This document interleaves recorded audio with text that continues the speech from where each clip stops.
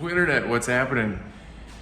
Today, we're going back to a little 3-valve action, and I want to touch on a very popular subject, and that is putting NSR cams in a 4.6 valve. I'm sure there's a ton of videos out there that show how to do this, but maybe you'll get some more insight from myself, as I've done so many of these on my own car and for customers. You see, we got the passenger side valve cover off. I like doing the more difficult side first. So, little hot tip, remove your battery and your battery tray. It's gonna make life so much easier. I remember over 10 years ago trying to do this without all that stuff. It's just a pain in the ass. And one thing I tried different this time, now that I'm more familiar with how these harnesses go together, is disconnected from the fuse box, your engine harness, your trans harness. There's only 3 connectors in the inline. Boom, it's all out of the way, makes it easy. I've already cleaned this surface up and I'm ready to take out the cam. So what I'm gonna do next is remove the bolt for the phaser. But before that, I'm gonna mark my chain to the sprocket so I can put it back exactly where it belongs. And also, even before that, or after I mark it, I'm gonna show you where I put my wedge to hold the chain so that it keeps tension on it from falling off the crank sprocket. Because if that chain falls off the crank sprocket, guess what else has to come out? The whole front. So yeah, we don't want to get into that timing chain cover because that's just more extra work. And yeah, so my method, which has always worked 100% of the time, not 60% of the time, 100% of the time, is to slowly, remove the cam cap screws and relieve the valve spring pressure. That's what they're doing. So you got to be really careful on that, and I'll touch on that once I get to it. A couple things to prep for before taking off this phaser. Chances are it's going to stay on the chain, but you never want to risk it. I tried using a water-based thing, chalk mark or whatever. Wasn't really confident. So brake clean, Sharpie, no mistaking where that's going to be. As you can see, I got my chain wedge specifically made for the 3 valves. And to prepare also, get a little nice clean sheet of paper towel here, because we're going to put the cam caps in order so you don't mess them up. Obviously the front one, kind of hard to mess that up, but a lot of times they are labeled, but you don't want to rely on that. They do have arrows on them. Looks like they are labeled or engraved as far as which one, so that's a plus. So what I'm going to do here, the tensioner is actually on the bottom right below this phaser. I'm going to put the wedge. Hopefully you can see what I'm doing here. I gotta sneak it in there. There we go. So now the wedge is in there. And maybe I'll show this after I get in there, but give a few clicks. Kind of feel a click in the links. And get one more out of it. Nope.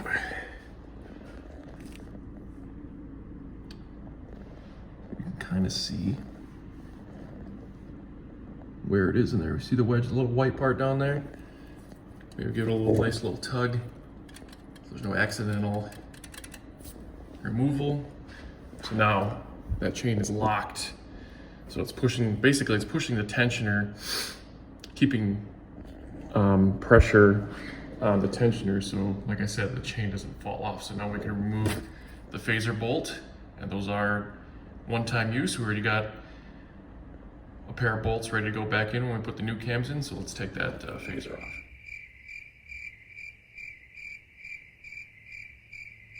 Well, much to my surprise, it wants to turn the engine over, and resulting in pushing the wedge out too, so I'm gonna have to get a wrench on the crank bolt and hold it while I try and loosen that. Another little hot tip, I'm going to, which I remembered, it's been a little bit since I've done these, but yeah, less than a year, but is to remove the cam sensor, just so that's all out of the way. So it has more room to, all right, that was just my wrench, nothing to worry about. Anyway, remove that, or at least remove the bolt and push the sensor back so that you can have room to get the phaser out of the way. A little scary effort, but I actually already had that loose. It was just kind of sitting there in the previous clips so that I could get to the engine harness stuff, but it broke loose. And now, I'm gonna re-wedge the chain in case anything slipped out. because it's still taut. It's still down in there. So I think, oh, yeah. Yeah. Give it a, oop. Looks like it might have went past.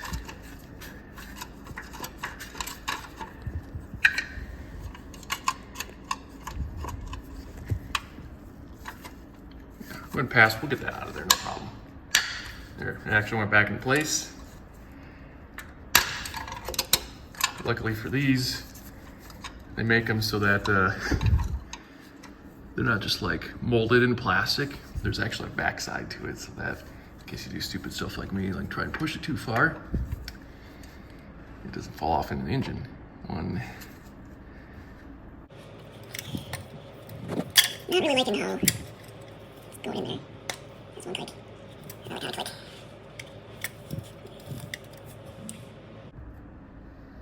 So yeah, it's back in there. Good tension.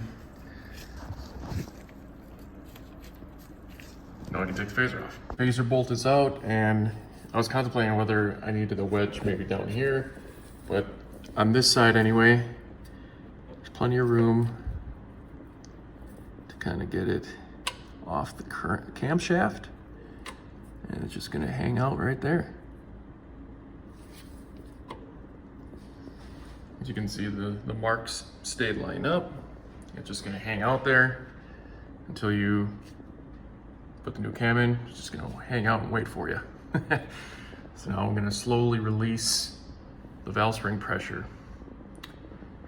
One little hot tip, I might have gotten lucky on this one, is to like crank the motor over to kind of find a sweet spot where nothing is really pushing the cams down. Kind of looks like maybe one in the middle. This lobe might be, it's kind of getting there. It's actually on the other side of the lifter, so not too many of them are compressed, so that'll make it easier. So kind of try and find a sweet spot before you pull the phaser, obviously, to minimize the valve spring pressure when you're taking the caps off.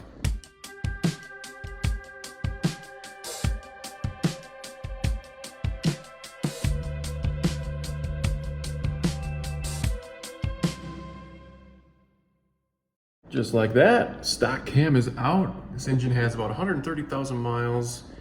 The guide has a little wear on it. Might have to recommend that down the road, but all in all, this is in a really good condition at first glance. Ooh, there's a stock bump stick. Now, time to open the box, get the rocker in there, the Detroit rocker cam. Those things thump pretty good, and they don't require springs or phaser limiters, so really convenient, no extra work, good sound, a little extra power. And so what I'll do is grab it out of the box, lube it up nice with some assembly lube, plop it back in there, kind of eyeball where the pin is so that we have it in the right position, and but not put it in the phaser quite yet, just to get it close so that when we do, because you're probably going to have to turn the phaser a little bit to line the key up when you put the phaser back on, and there's room on the cam that'll be okay to like put pliers on. I've seen you do it. I like to put a rag over it to keep the marring down, but yeah, it's just that simple. The hardest part is keeping everything clean. As you can see, I prepped this pretty good. I, blew with the air nozzle prior to taking the valve cover off and all that good stuff. So, all right, so I just kind of gingerly placed the new cam in there, and you notice I got the phaser in there. I just wanted to explain my reasoning, because right now the back end of that cam is way up, and that's because there's a lot of spring pressure keeping the cam up. But the reason I have it in the phaser temporarily is to kind of time the cam, and with the pin in the phaser, I'll put like maybe the front cap on so it kind of holds it in place-ish, and then take the phaser off, and that'll allow that cam to come back up and kind of even out, and then we'll do basically reverse what I did taking it off. Start in the middle, just doing quarter turns at a time, very gently, until it's all buttoned down, and then we'll put the phaser back on.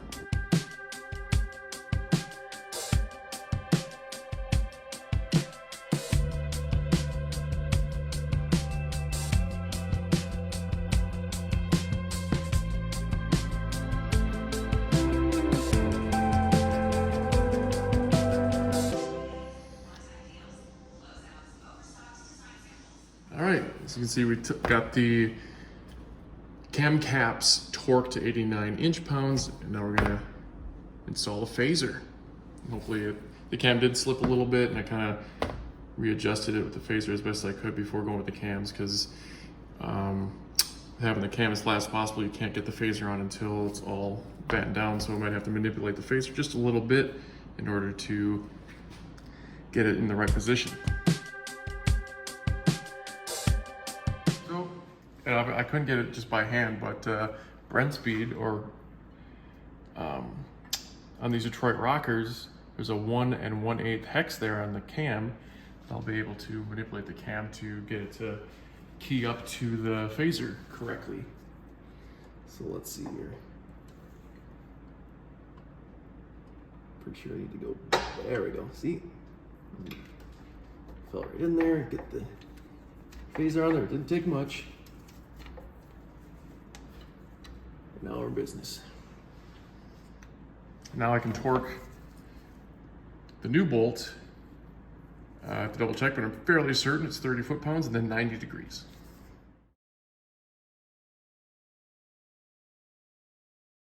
All right, as you saw, that wrench also came in handy to hold the cam while I was torquing it. Super great. I don't know if they added that. Comp Cams actually makes the Detroit rockers for Brent Speed. Comp Cams makes a lot of cams grinds for rebranding companies. Anyway, you can see the timing marks are still right where we left them. Torque. Now we can remove the wedge.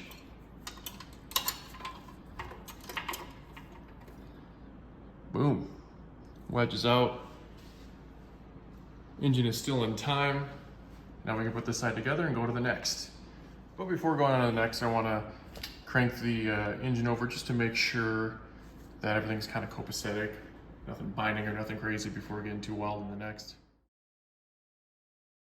That's kind of the meat and potatoes of when you're doing a cam swap on these 3 valves. Very simple. I love doing the job. It's so easy. It's easier than doing like push rod stuff. You don't have to deal with coolant. You just pop the valve covers, do your due diligence, take your time, you know, a quarter turn at a time on those cam cap bolts, and it's all smooth sailing. Make sure you mark your stuff, and it'll be all good. It's actually easier than doing cams in a Coyote, because the Coyote you have to take the water pump off because it has this leg on it. Anyway, it's pretty easy, and I love doing this kind of work. Now, when I get the tune, we'll kind of fast forward from that. We'll bore you from doing the other side because it's literally the same as X-side, just a little longer. And it's actually easier to take the driver's side valve cover off because there's not much else in the way. But we'll just kind of skip over to what this baby sounds like. All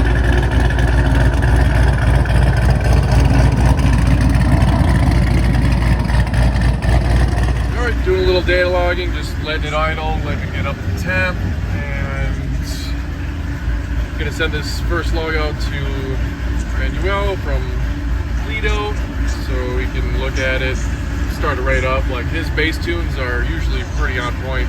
Very simple build here, just long tubes, cold air, and cams and full flowing exhaust.